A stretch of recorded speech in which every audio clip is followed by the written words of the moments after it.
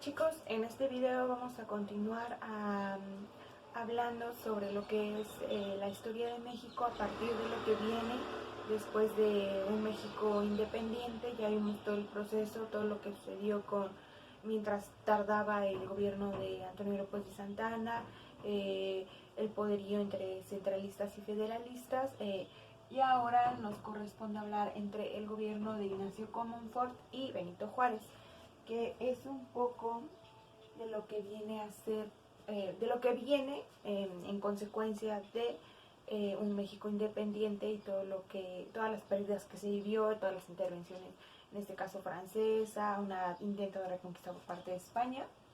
Y hay que decir que este comienza en 1856, un poco después del término de la presidencia de Antonio López de Santana, sea el gobierno de Ignacio Comonfort. Recordemos que en el otro, cuando Santana renuncia, se queda una presidencia provisional a cargo de Manuel de la Peña y Peña. Entonces aquí en el 56 ya sea un gobierno como tal de Ignacio Comonfort, quien pertenecía como tal al Congreso Constituyente que se había conformado anteriormente.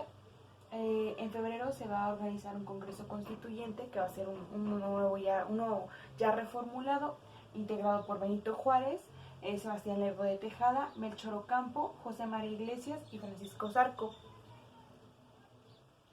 Para el 5 de febrero de 1857 se va a dar la promulgación de otra constitución. Hay que recordar que hasta ahora entonces llevamos la constitución de 1814 escrita por José María Morelos, la segunda en 1824, que ya daba como un instinto de una forma de gobierno republicana, y la de 1857, la que va a establecer una república democrática y federal con un gobierno dividido en tres poderes: ejecutivo, legislativo y judicial.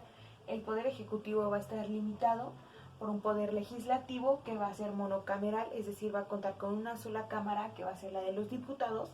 Los diputados van a ser los representantes del Estado, y los senadores no es como tal una cámara, pero aún así va a existir. Estos van a ser los representadores del pueblo, pero en el poder legislativo solo va a ser considerado la Cámara de Diputados. El presidente de la República y la Suprema Corte de Justicia van a ser designados por elección popular. Van a haber derechos del hombre, como la igualdad y la libertad. Va a existir también una soberanía nacional. Esta va a ser emanada del pueblo, podría ser un poco representada como el voto popular. La federación va a estar integrada por 24 estados y el territorio de Baja California. También otra de las cosas muy importantes que aparecen en estos años van a ser las leyes de reforma, el cual, el proyecto era constitucionalizarlas, es decir, volver las parte de la Constitución.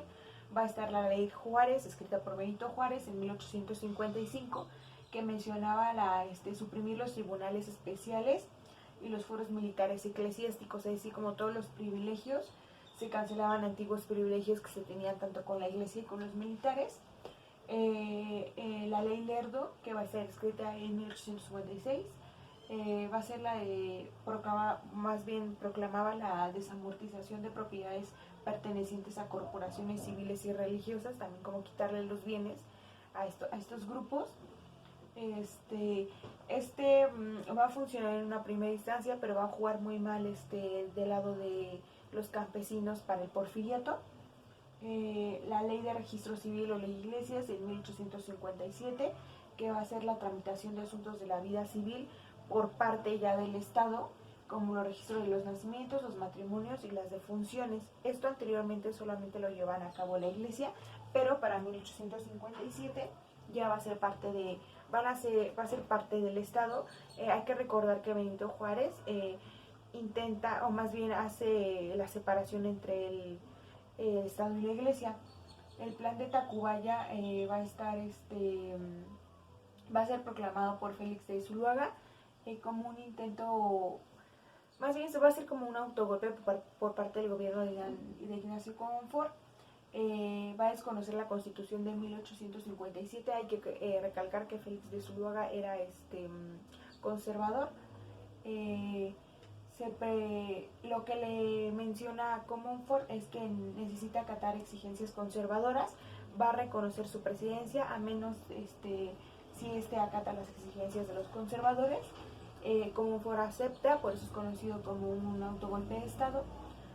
Sin embargo, el Congreso Liberal, que está integrado por Benito Juárez y todos los que ya habíamos mencionado al inicio, va a destituir a Comonfort de la presidencia y va a entrar en vigor una presidencia provisional a cargo de Benito Juárez. Para eso, en 1856 se va a empezar un gobierno de Benito Juárez, en su gobierno provisional, que va a durar hasta 1857.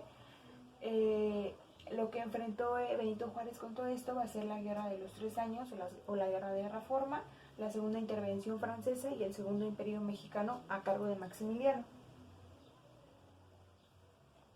La Guerra de Reforma va a ser entre 1858 y 1861. Esta va a ser una guerra entre dos bandos dentro del territorio mexicano, entre los conservadores y liberales. Ya no vamos a hablar de centralismo y federalismo, ahora se va a hablar de conservadores y liberales. Esto, la diferencia va a ser que es más como la ideología que se va a tener para gobernar el territorio mexicano. Benito Juárez como dirigente de los liberales, sus reformas va a gobernar a partir de las reformas liberales que pretendían separar el Estado de la Iglesia, o sea, las leyes de reforma. Él tuvo que gobernar desde Veracruz, puesto que no tenía los recursos económicos ni el apoyo militar. Esto a consecuencia de que existían pues más personas militantes del lado conservador. Entonces él va a tener que mudar su gobierno a Veracruz. Y como estrategia militar firman los tratados de Moglane Ocampo con Estados Unidos. Esto le va a permitir, para firmar estos tratados, lo que se pretendía era buscar ayuda en el extranjero y al mismo tiempo el extranjero iba a pedir ciertas cuentas o ciertas cosas que tenía que hacer México para brindar esa ayuda. Estados Unidos le pide al firmar esos tratados a Benito Juárez que le permita el paso por el istmo de Tehuantepec y también la intervención militar dentro del territorio mexicano.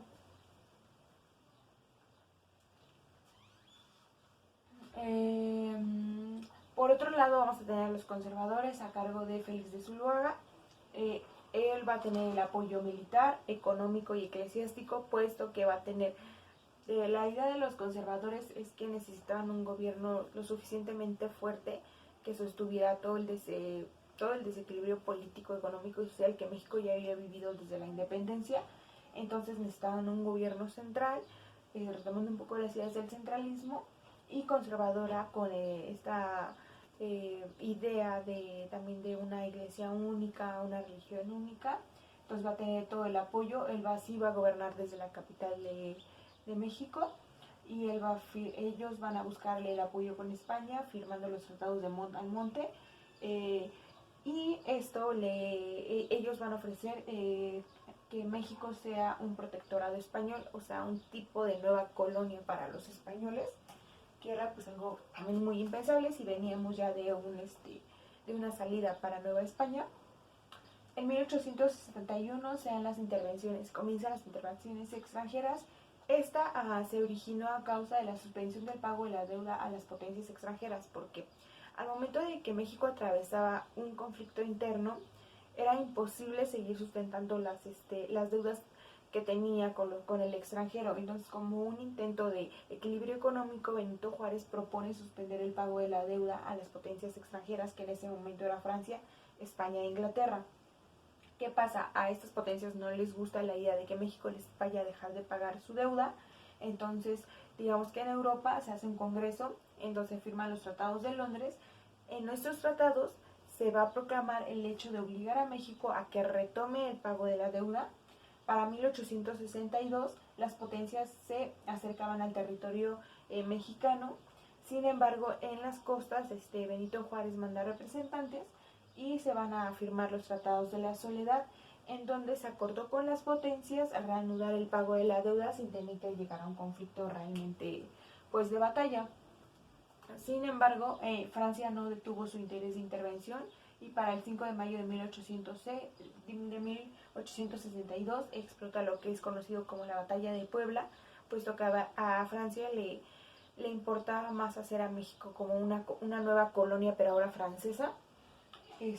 Para el 5 de mayo está ya lo que es la batalla de Puebla, en donde los franceses fueron derrotados bajo el mando de las tropas de Ignacio Zaragoza, Porfirio Díaz y Celestino Negrete.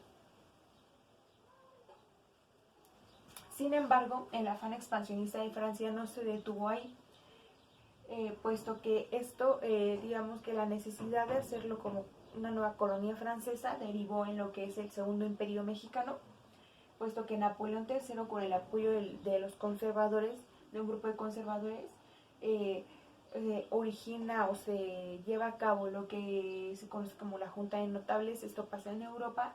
Esa Junta de Notables decreta una monarquía católica, otorgándole el trono a Maximiliano de Habsburgo y a su esposa Carlota de Bélgica, quienes proclaman o le dan el permiso a ellos dos para tomar el trono mexicano, los mandan a México y con eso comienza el Segundo Imperio Mexicano. Para 1864 la pareja imperial se va a establecer en México, van a tener el apoyo de los conservadores. Sin embargo, una vez más Benito Juárez pide ayuda a Estados Unidos. Estados Unidos en ese momento no puede intervenir completamente, puesto que está viviendo la guerra de secesión. Retomando un poquito ya esta historia universal, hay que recordar que esa guerra es un conflicto entre Estados Unidos del Norte y Estados Unidos del Sur para la abolición de la esclavitud, en donde el personaje más importante es Abraham Lincoln. Entonces, por esa guerra, Estados Unidos no puede intervenir del todo ayudando al territorio mexicano, o en este caso ayudando a Benito Juárez. Una vez que esa guerra civil termina, Estados Unidos amenaza a Francia por intervenir en la soberanía nacional mexicana, amenaza a Napoleón a mandar sus tropas estadounidenses para enfrentarse con las tropas francesas, y es por eso que Napoleón le quita el apoyo a Maximiliano. Para 1877 Maximiliano se va a rendir y es condenado a muerte. Lo que pasa entre todo esto es que cuando Maximiliano de Habsburgo viene y toma el trono mexicano que le dan, pues no lo ven con buenos ojos, puesto que México ya no podía seguir regido bajo una forma de monarquía, por, digamos, memoria histórica de lo que ya había sucedido en Nueva España, y todo por lo que se origina también la independencia. Entonces él solamente tiene la ayuda de los conservadores y de las pocas tropas francesas que le habían mandado a Napoleón. El problema de Maximiliano fue que cuando llega a México no era 100% conservador. Sí tenía, más bien su monarquía era como una monarquía liberal, puesto que daba un poco de paso a las ideologías liberales. Cuando los conservadores se dan cuenta de esto, le retiran su apoyo, y posteriormente cuando Estados Unidos amenaza a mandar las tropas estadounidenses a territorio mexicano para enfrentarse con tropas francesas, pues Napoleón también le quita su apoyo y deja solo a Maximiliano. Una vez que queda solo, no le queda más que rendirse y entregarse a los liberales, y es cuando es condenado a muerte. Después de este periodo posterior a la muerte de Maximiliano, se puede hablar de una república restaurada, donde se va a dar el intento de todo un reacomodo económico y social de México. Es hasta aquí en donde verdaderamente empieza todo un equilibrio desde casi la independencia. Benito Juárez comienza una relación económica mediante intervenciones extranjeras como estrategia para equilibrio económico a México. Va a mantener su presidencia hasta 1871 mediante la reelección, pero esto va a funcionar porque México realmente encontró hasta cierto punto un equilibrio. En 1872 va a enfrentar el Plan de la Noya encabezado por Porfirio Díaz. Este plan fracasó, sin embargo ese mismo año Benito Juárez muere, y entonces vamos a hablar de un gobierno de Sebastián Lerdo de Tejada, que si recordamos él era uno de los integrantes del Congreso Constituyente. Para 1872 Sebastián Lerdo de Tejada va a asumir la presidencia de México, va a intensificar las medidas anticleriales y también quitarle más privilegio al ejército. Va a crear el ferrocarril de México a Veracruz. Sin embargo, para 1876 enfrentó el plan de Tuxtepec, dirigido por Porfirio Díaz, quien una vez lanzado este plan de Tuxtepec, se va a proclamar presidente provisional y entonces va a dar inicio a una nueva etapa conocida como el Porfiriato, de la que vamos a hablar posteriormente. Y eso sería todo.